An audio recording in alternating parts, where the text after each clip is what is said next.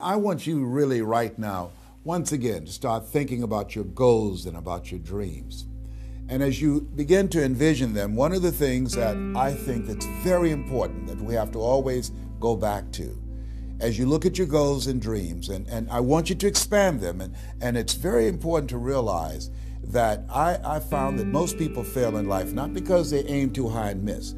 Most people fail in life because they did just like I did for so many years. They aimed too low and hit. They didn't believe in themselves.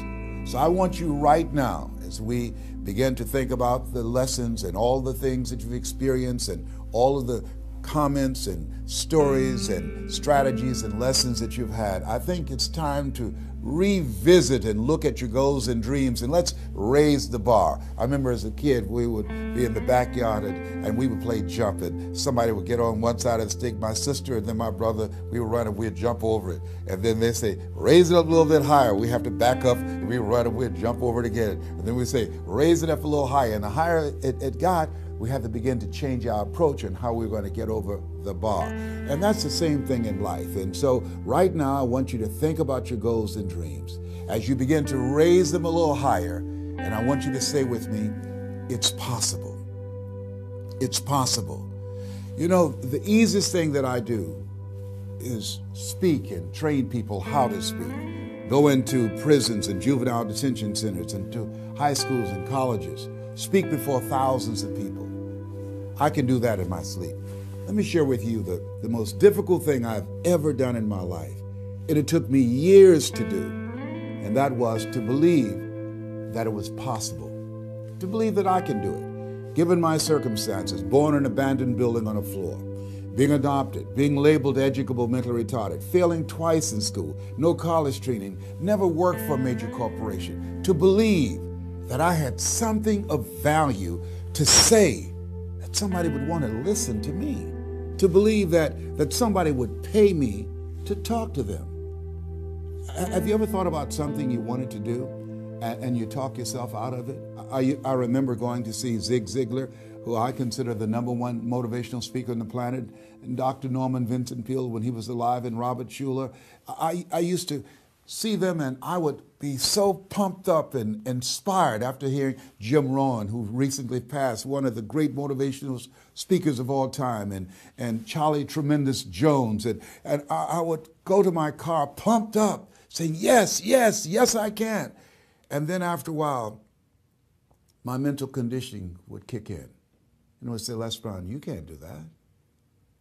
You don't have a college education. Les Brown, you can't do that. You don't even know who your parents are. Les Brown, you can't do that. You failed twice in school. Come on. You ever thought about something you wanted to do and you talk yourself out of it?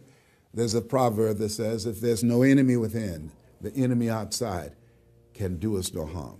That's why it's important that you make it a point every day to listen to Paul, to listen to me, to review these lessons, to get them deep, not only in the conscious mind, but the subconscious mind, and get them in your spirit. Well, how often should I do it? Do it until you are producing the results. That's how often you should do it.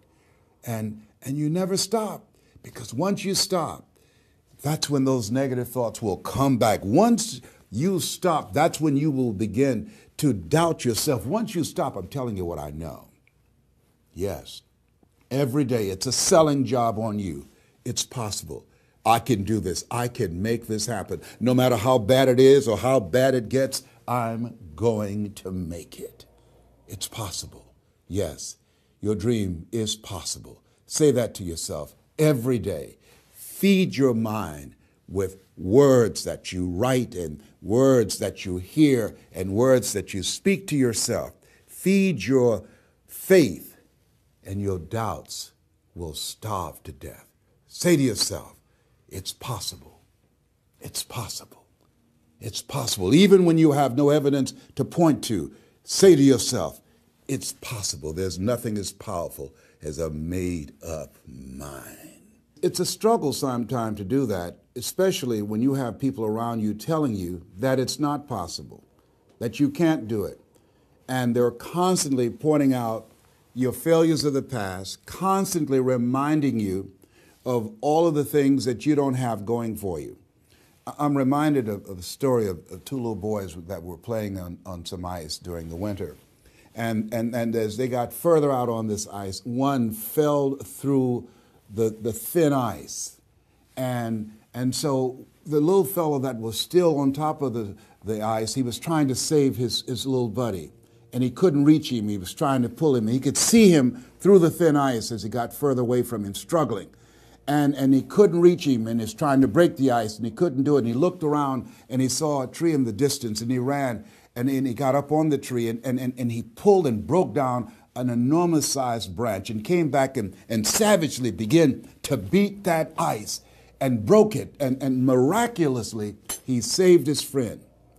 And when the paramedics came, and they were able to revive this little boy, they were scratching their heads. They're trying to figure this out. Said, how could this little pruny fellow go up in a tree and break off a branch this size and then come back and beat and break the ice and save his friend?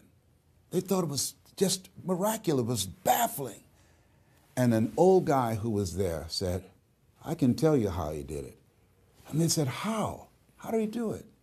And he said, there was no one here to tell him that he couldn't do it. Whoa. What could you do? What could I do? What could all of us do if we did not have the naysayers in our lives? That we believe naively, like that little boy, that it was possible. What would you do if failure was not on the table? Do you realize that 87% of people allow the fear of failure to outweigh their desire to succeed because they've been convinced by the evidence, by being practical, by being logical, by being realistic. I did that. Leslie, yes. You're going to speak for corporations, yes. Leslie, do they have a college education? Yes. Do you? Wesley, you know that I don't have a college education. Leslie, are these people experienced? Yes. Are there people with PhDs and MBAs that they could choose rather than choose you? Yes. So you don't have a college education. You have no experience. You're talking about becoming a speaker, and they're going to reach over people with PhDs and MBAs and years of experience and choose you. Are you being realistic? Come on, Leslie. Come on, Leslie. You can't do this. My brother, he's a wonderful person.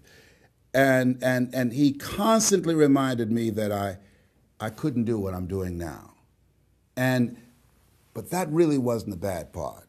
The real bad part was I convinced myself that I couldn't do it. Not only because of those things that he pointed out, being practical and realistic, but also that within myself, I didn't believe what Mike Williams, my mentor, said was possible for me. Have you ever had somebody who believed and saw something for you that you didn't see for yourself? And here's how I escaped that.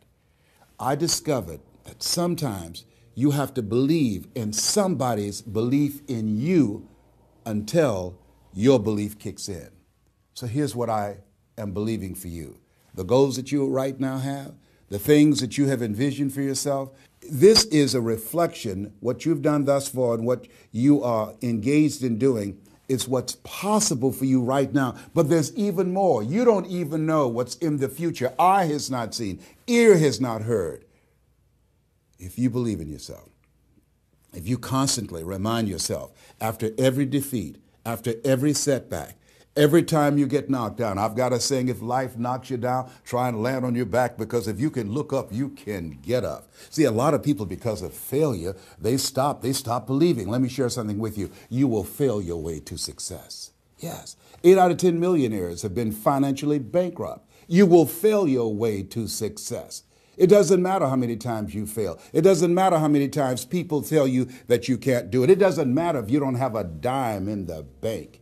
You will fail your way to success. What's very important is you're believing in yourself. You're constantly saying, somehow, some way, I'm going to make it. I remember a lady out of Detroit, Michigan. They call her Martha Jean the Queen. And she had a motivational message she gave all the time on the radio. And the question she would ask was, Do you really want to win? Do you really want to win? And she said, if you really want to win in life, you've got to believe in yourself when no one else does. You've got to believe in yourself. See, it's easy to believe in yourself and to have faith if you have a good bill of health, if your relationship is working out fine, if you have money in the bank, if you have a secure job, if your mortgage note is paid current, if the children are acting like they have good sense. It's easy. If you go to a doctor, they say, oh, you're doing real good. I'll see you next year. It's easy to have faith then. Let me tell you when it's really tough to have faith. When you lose your job, when you lose your retirement, when you go to the doctor and they look at you and say, you have cancer. Cancer is the most feared word in 7 different languages. That's when it's tough to have faith then. And that's when you need to call on your faith then.